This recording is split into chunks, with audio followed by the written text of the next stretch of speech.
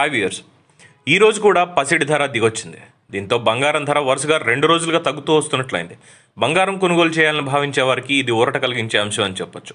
అంతర్జాతీయ మార్కెట్లో బంగారం ధర తగ్గుదల నేపథ్యంలో దేశీ మార్కెట్లో పసిడి పడిపోయిందని బులియన్ మార్కెట్ నిపుణులు పేర్కొంటున్నారు. బంగారం ధర బాటలోనే వెండి కూడా నడిచింది.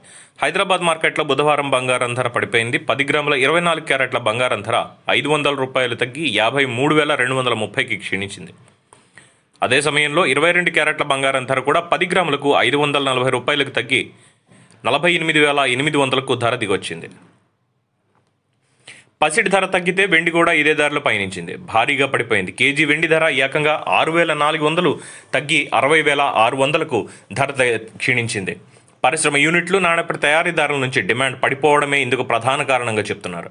మరోవైపు అంతర్జాతీయ మార్కెట్లో కూడా బంగారం ధర క్షీణించింది. బంగారం ధర ఔన్స్కు 0.07% క్షీణతతో $1,906కు తగ్గింది. బంగారం ధర తగ్గితే వెండి ధర కూడా ఇదే ధరలో నడిచింది. వెండి ధర ఔన్స్కు 0.08% తగ్గుదలతో $24.48కు దిగొచ్చింది. ఇకపోతే బంగారం ధరపై ప్రభావం చూపే అంశాలు చాలానే ఉన్నాయి. ద్రవ్యోల్బణం, గ్లోబల్ మార్కెట్, పసిడి ధరల్లో మార్పు, కేంద్ర బ్యాంకుల వద్ద ఉన్న బంగారం నిల్వలు, వడ్డీ రేట్లు, జ్యువెలరీ మార్కెట్, భౌగోళిక ఉద్రిక్తతలు, వాణిజ్య యుద్ధాలు వంటి పలు అంశాలు పసిడి ధరపై ప్రభావం చూపుతాయి.